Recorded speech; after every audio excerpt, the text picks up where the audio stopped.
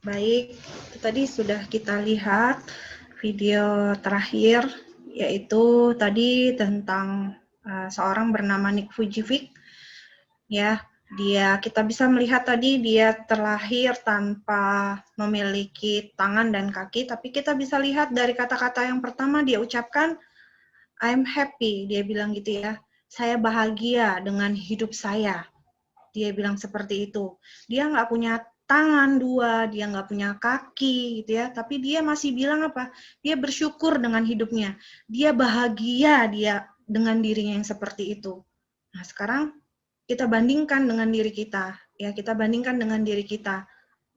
Kita punya tangan, alhamdulillah lengkap dua, kaki dua, ya. Tapi kita masih sering bilang, ya kita banyak ngeluhnya gitu ya.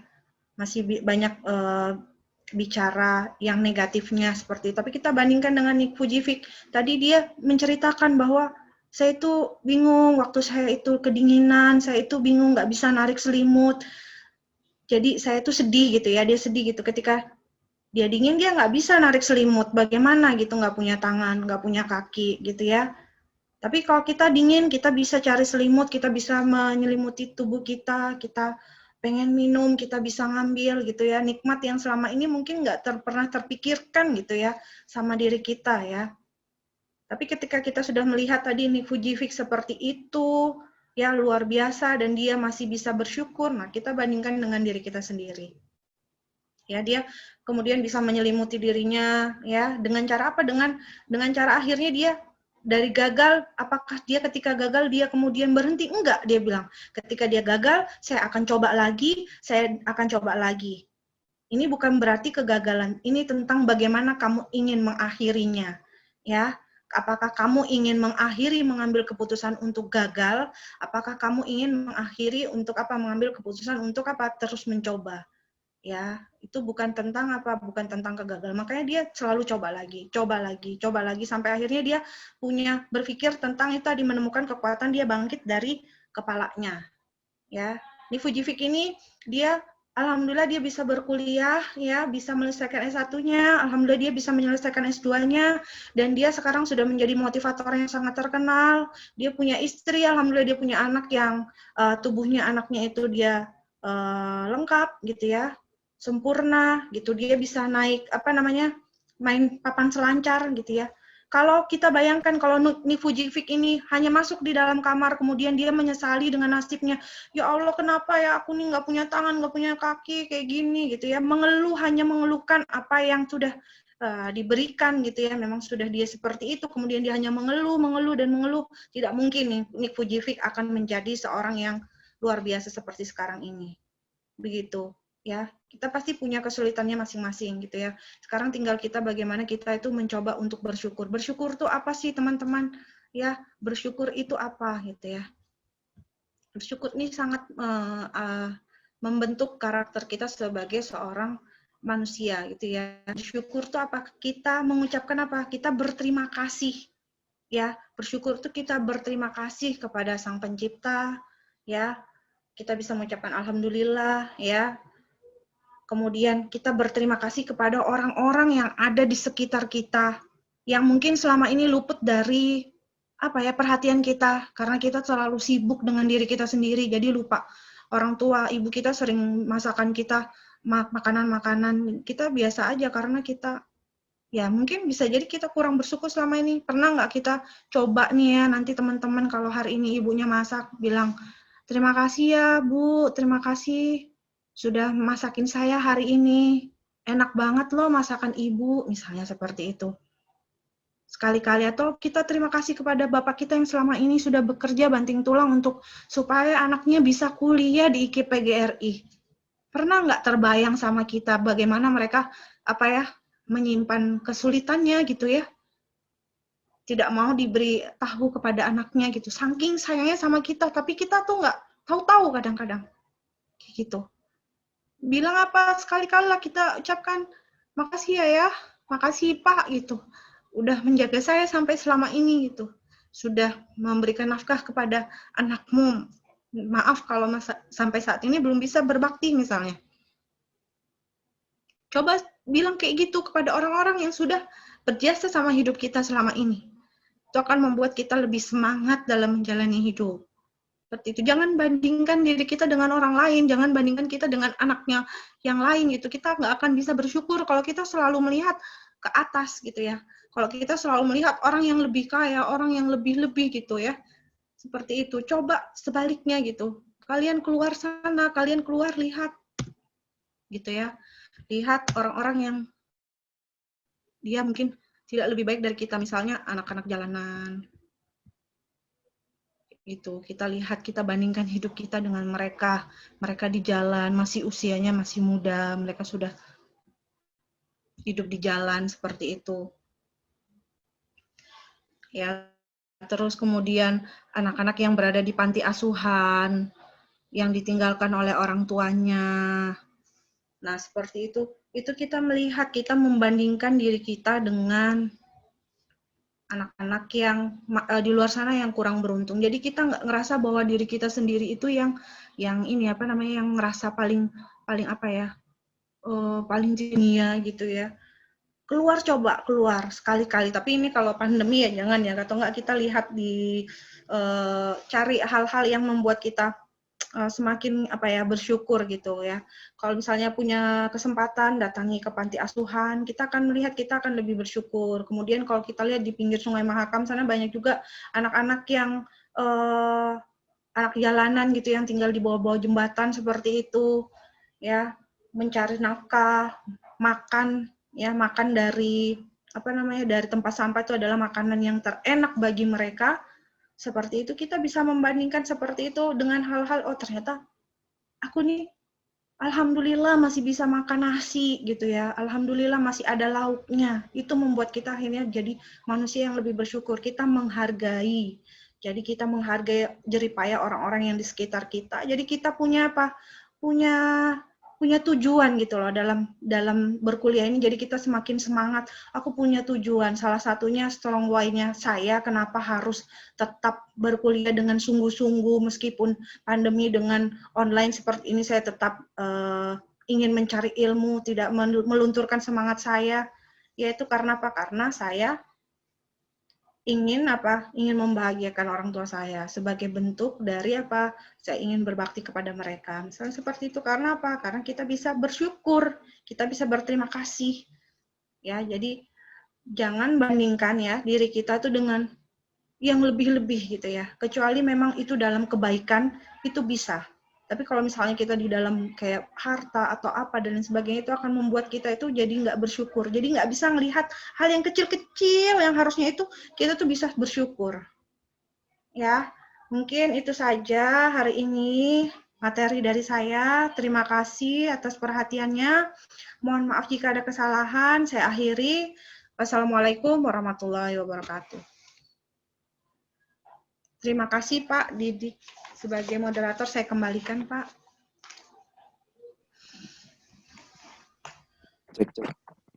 Iya, baik. Terima kasih Ibu Esti atas pemaparannya yang luar biasa.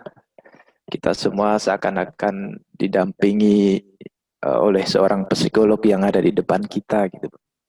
Serasa semangat 45 itu muncul kembali, Bu. Iya, Semangat ya adik-adik mahasiswa.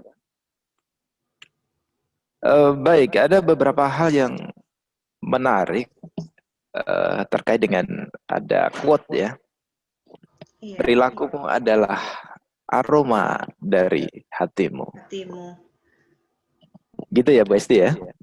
Iya, perilakumu adalah aroma from your heart.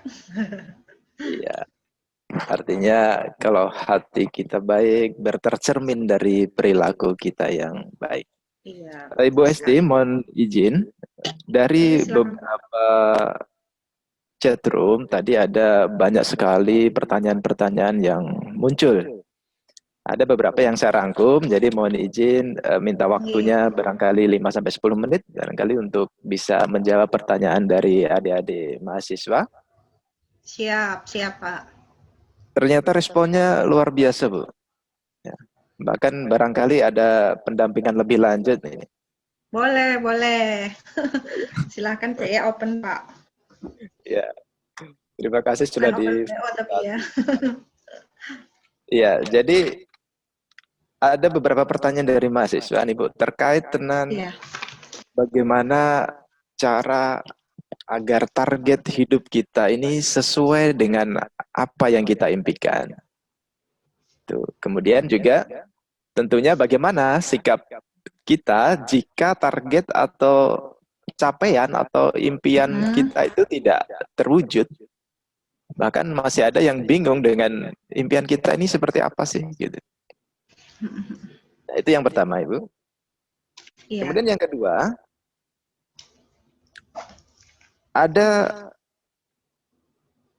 perilaku atau karakter yang memang mahasiswa baru harus diketahui bahwa percaya diri itu salah satu menjadi satu pembentukan karakter gitu ya, Iya. yang harus dimiliki oleh mahasiswa baru. Selain berpikir kritis, kemudian kreatif, itu tentu rasa percaya diri eh, harus juga kita. Nah, Iya. ada hal yang menarik, Bu, terkait dengan cara membangun agar tingkat rasa kepercayaan diri di dalam kalangan mahasiswa ini terjalin.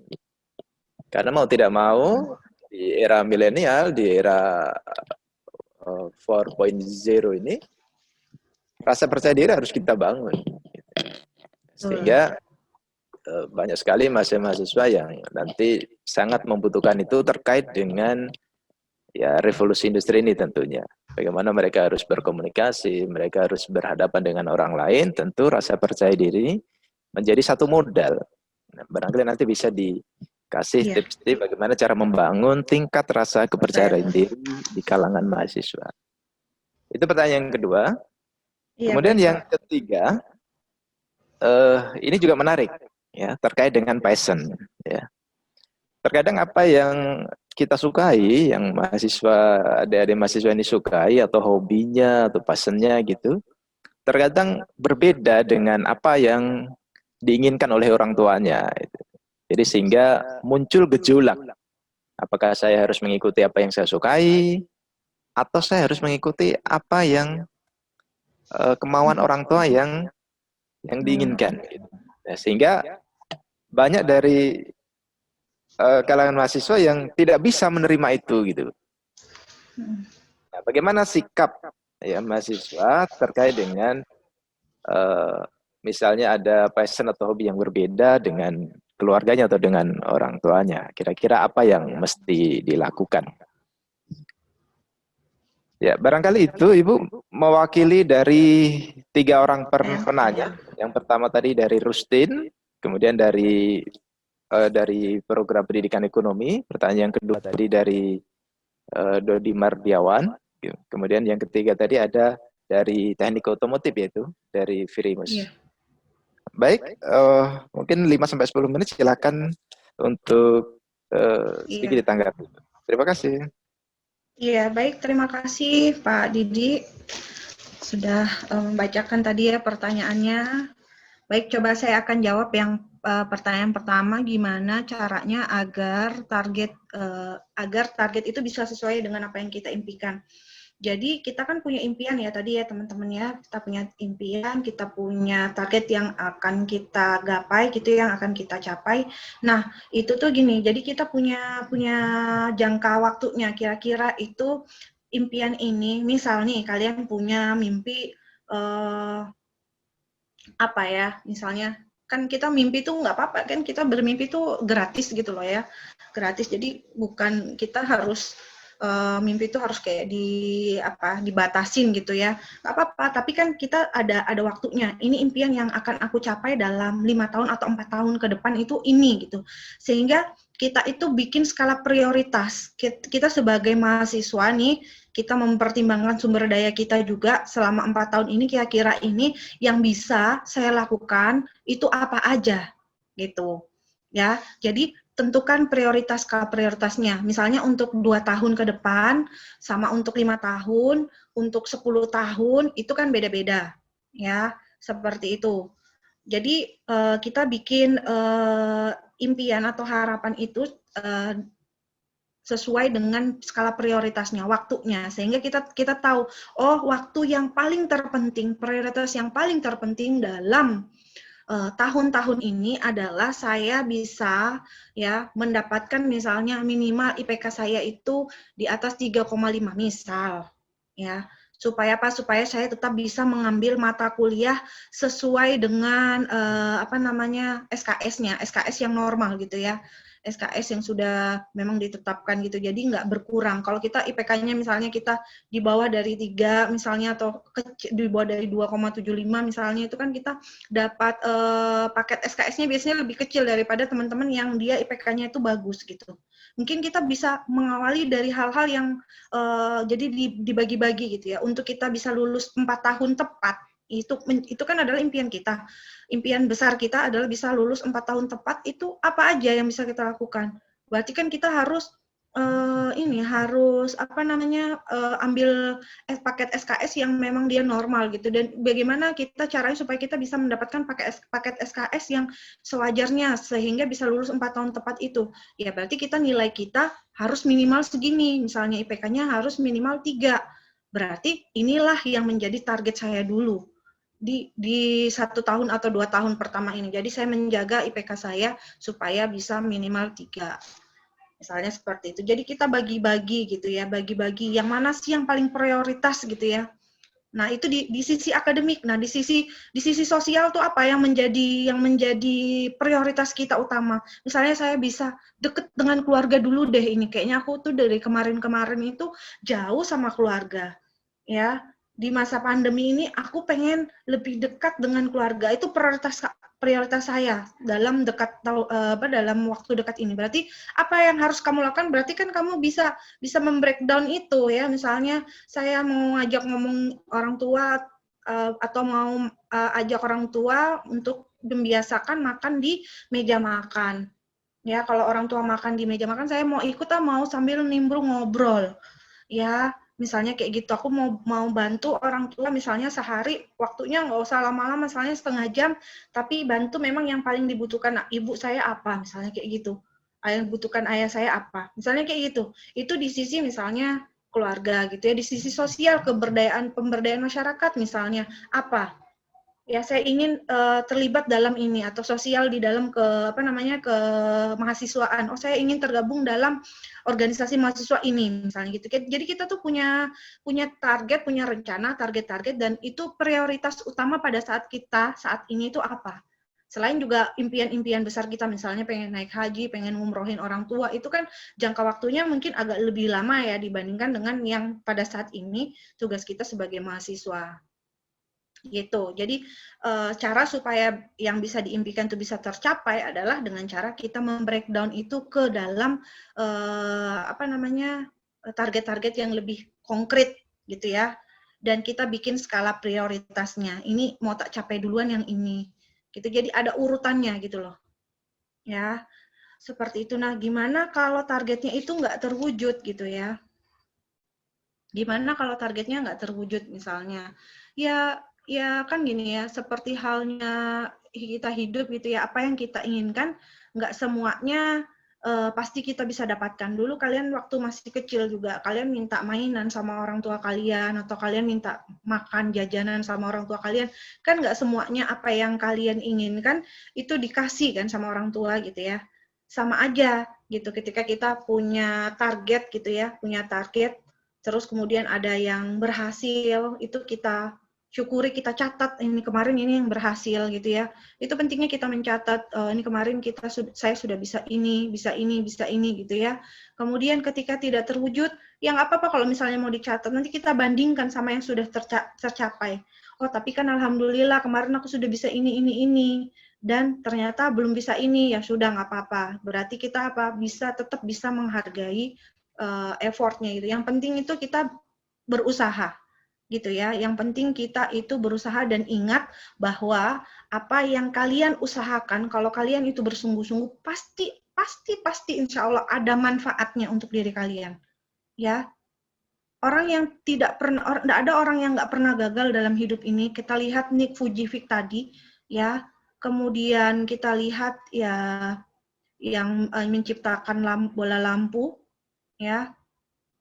Itu juga kan dia melakukan percobaan berkali-kali, ya. Percobaan berkali-kali sampai percobaan ke 9.999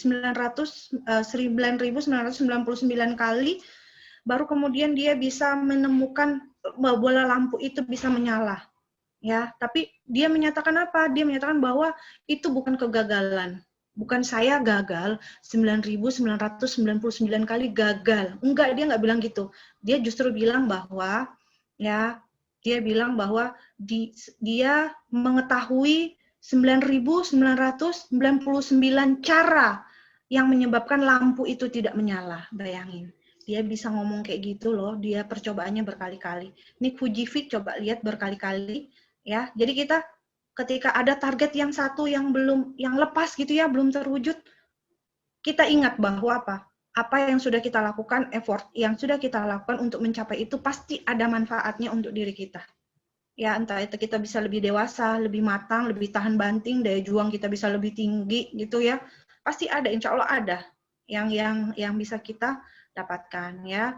Dan kita akan dan Allah tuh ingin mengajarkan kalian tuh nggak cuman ini aja, berhasil aja, pengen juga diajarkan sebuah kegagalan supaya kita bisa bersyukur dan kita memiliki daya juang untuk bisa bangkit lagi, seperti itu. Jadi menuliskan target-target keberhasilan yang sudah kita raih, kita centang, baru kalau misalnya ada yang lepas satu, kita masih bisa bandingkan dengan, oh ya kemarin masih ada 5 yang sudah selesai, yang sudah terwujud. Nah, ini ada satu, berarti apa yang misalnya membuat ini tidak terwujud, itu kita juga bisa introspeksi gitu ya. Nah, seperti itu caranya. Terus kemudian yang kedua itu percaya diri, gimana ya supaya percaya diri itu bisa terjalin. Jadi gini ya, percaya diri itu adalah keyakinan yang dimiliki oleh seseorang gitu ya, keyakinan yang dimiliki oleh seseorang untuk dia bisa melakukan suatu hal yang positif gitu ya. Jadi itu adalah percaya diri. Nah, orang yang nggak percaya diri itu biasanya mereka itu memiliki konsep diri yang negatif. Konsep dirinya itu negatif. Dia itu sering memandang, itu tadi yang seperti saya bilang, kenapa harus temukan kelebihan kekurangan. Dia suka memandang dirinya sendiri itu negatif. Dia begini, oh kok aku nggak kayak dia ya, dia cantik, aku enggak, dia hidungnya mancung, aku enggak, kok dia putih ya, aku enggak, misalnya seperti itu. Dia tinggi, aku kok pendek, misalnya dia tuh kok populer banget ya di kalangan teman-teman aku enggak, aku nih nggak bisa apa-apa deh gitu, misalnya seperti itu. Dia suka banding-bandingkan dirinya dia dengan orang lain, ya, sehingga dia akhirnya minder, nggak percaya diri. Orang yang nggak percaya diri itu dia punya konsep diri negatif. Dia sering melihat dirinya itu buruk. Coba deh. Makanya kenapa supaya teman-teman itu bisa percaya diri. Ya, bisa percaya diri baik di lingkungan manapun gitu ya.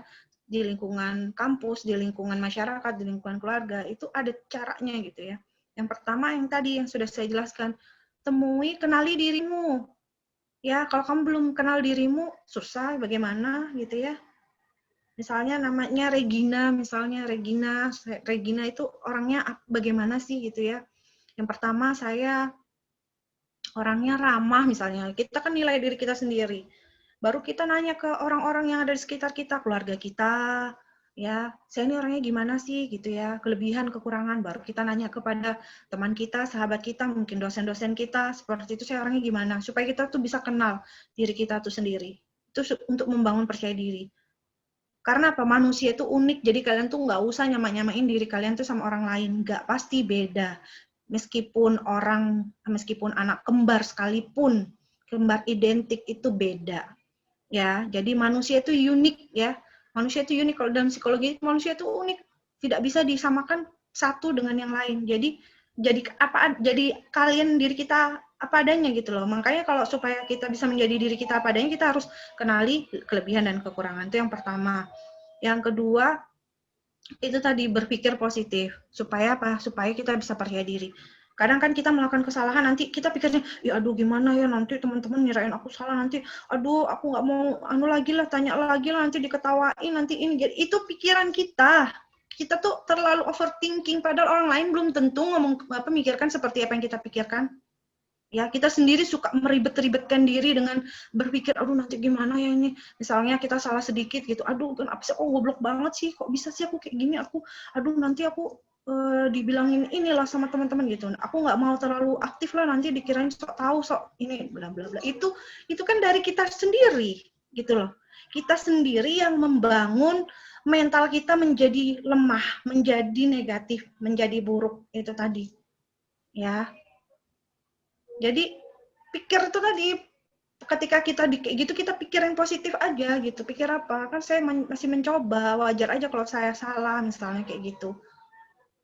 Dan jangan kita tuh melebih-lebihkan. Belum tentu kok orang lain tuh seperti apa yang kita pikirin. Ya, tapi kita sudah tentu seperti apa yang kita pikirkan gitu loh. Jadi kalau kita berpikir kita negatif, kita buruk gitu, kita nggak menarik, ya kita akan jadi seperti itu gitu. Ya, jadi berpikir yang positif, coba gitu. Makanya seperti yang tadi saya bilang, misalkan kalian mendapatkan ada orang nyerempet tadi kan, kalian pikir positifnya, alhamdulillahnya aku masih selamat, mudah-mudahan dia selamat lah. Mungkin dia lagi ada keperluan, mungkin dia lagi mau mengunjungi orang tuanya atau mau mengunjungi seorang di rumah sakit, jadi butuh cepat-cepat. Jadi pikir positif gitu loh, ya. Jadi itu untuk membangun percaya diri. Kemudian percaya diri itu juga kita harus memperluas wawasan, itu tadi sama. Ya, jadi kita harus menambah ilmu pengetahuan kita supaya kita percaya diri.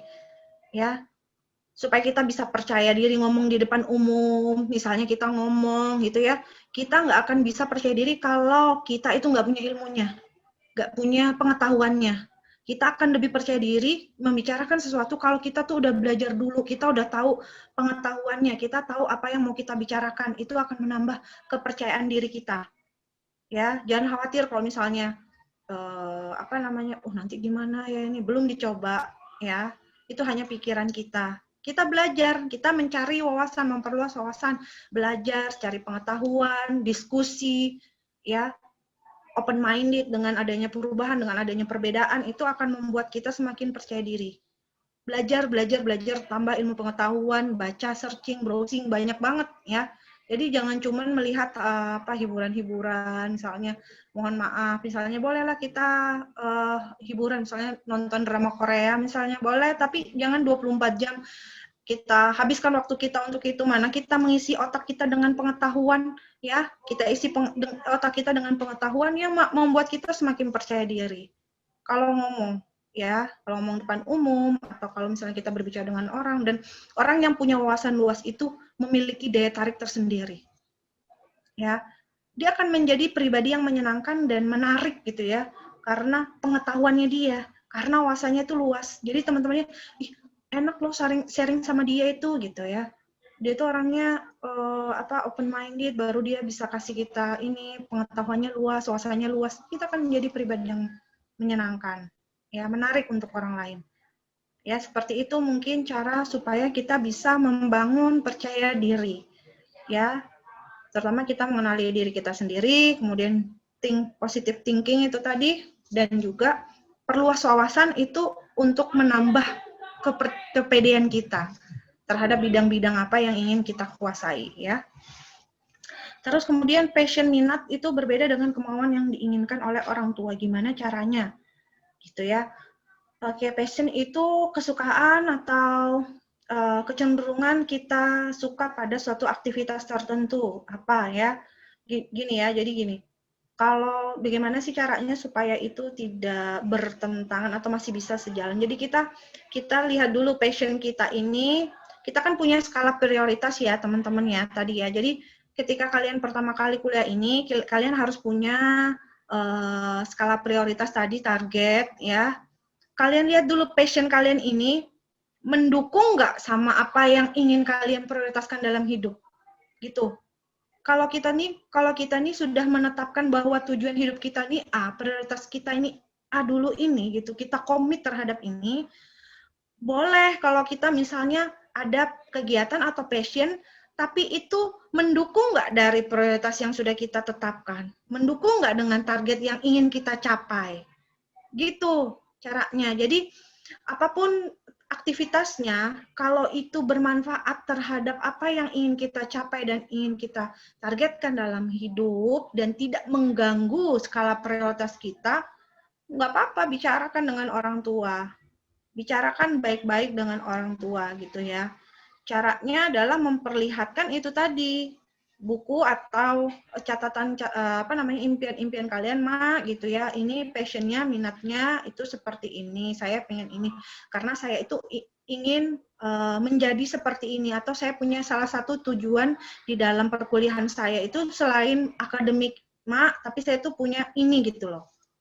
Ya. Jadi kalian tunjukkan, kalian kasih tahu kepada kedua orang tua, ya. Nah, bicaranya seperti apa? Bicaranya itu adalah pada saat orang tua itu tidak dalam kondisi yang hektik atau yang sibuk. Misalnya pada saat makan, pada saat orang tua lagi santai-santai, pada saat kamu lagi ngebantuin orang tua apa gitu ya, masak atau apa seperti itu. Nah, kayak gitu. Jadi itu akan bisa tersampaikan dengan baik pada kondisi-kondisi yang orang tua itu dia lagi santai secara psikologis, otaknya itu berada dalam kondisi yang santai sehingga dia bisa untuk menerima informasi atau masukan dari pihak lain itu lebih mudah untuk diserap dibandingkan mamamu misalnya lagi sibuk baru kamu ngomong, "Mama, nih saya tuh punya ini," nggak bakalan masuk, malah ada kalian diomelin gitu ya. Jadi cari waktu-waktu atau tempo-temponya ketika orang tua itu lagi santai. Sebelum tidur misalnya, ngobrol dulu Mak sebentar Mak, misalnya seperti itu. Ya, pada saat makan lagi santai-santai, lagi saat bantuin gitu ya. Seperti itu. Jadi minat yang asalkan itu tidak berlawanan, berseberangan dengan apa yang menjadi target Anda, menjadi prioritas Anda, itu nggak apa-apa. Karena itu berarti minat ini akan menguatkan tujuan kalian menuju ke arah harapan yang ingin kalian capai gitu loh. Tapi jangan beda banget gitu ya minatnya sama passionnya dengan apa yang diprioritaskan. Seperti itu. Jadi tetap pada prioritas itu yang akan target atau harapan itu yang akan membawa arah hidup kalian atau arah kalian selama kalian itu menjadi mahasiswa. Ya, dan satu mahasiswa dengan mahasiswa lain seperti yang saya bilang tadi pasti unik, berbeda satu dengan lain, tidak bisa disamakan. Mungkin begitu Pak penjelasan dari saya Pak. Iya. Baik, terima kasih Bu Hesti atas penjelasan dan sekaligus pencerahan bagi kita semua. Semoga memberikan dampak yang positif dan semangat yang baru kepada mahasiswa baru di kampus IKIP Kalimantan Timur. Menarik sekali Bu Hesti materi dan pemaparannya. Sekali lagi saya ucapkan terima kasih bisa diberikan reaction atau plus buat materi kita pagi hari ini. Sekali lagi terima kasih. Sebelum terima kasih, saya terima kasih Pak. Iya, mohon maaf baik. kalau ada kesalahan. Baik Ibu, nanti kita sambung di lain kesempatan. Mudah-mudahan ada kesempatan berikutnya Bu ya. Amin. Ya, mudah-mudahan teman-teman semuanya sehat. Pak Didi juga sehat semuanya ya. Amin. Amin. Stay safe. Amin. Amin. Iya, dalam masa pandemik tentu segala bentuk kewaspadaan, kehati-hatian harus kita terapkan. Tapi ikuti protokol kesehatan, jangan lupa 4M, memakai masker, mencuci tangan, menjaga jarak, dan menjauhi kerumunan. Baik, sebelum saya akhiri, untuk berlanjut ke materi berikutnya, saya akan sampaikan pantun. Pergi ke pasar di pagi hari, naik sepeda pun tidak mengapa. Kampus IKIP PGRI selalu di hati, membuat semua orang ingin menyapa. Jalan-jalan ke Samarinda, jangan lupa singgah ke Kota Raja. Kalau mau jadi sarjana, jangan cuma mimpi saja. Mari kita bergerak, mari kita belajar, semangat. Semoga apa yang saudara-saudara cita-citakan tercapai dan sukses selalu. Saya akhiri, saya Didi Cahyono yang bertugas di pagi hari ini mengucapkan terima kasih sekali lagi kepada narasumber. Sangat bermanfaat sekali dan mohon maaf sekiranya jika ada kesalahan dan kekhilafan. Saya akhiri, wassalamualaikum warahmatullahi wabarakatuh.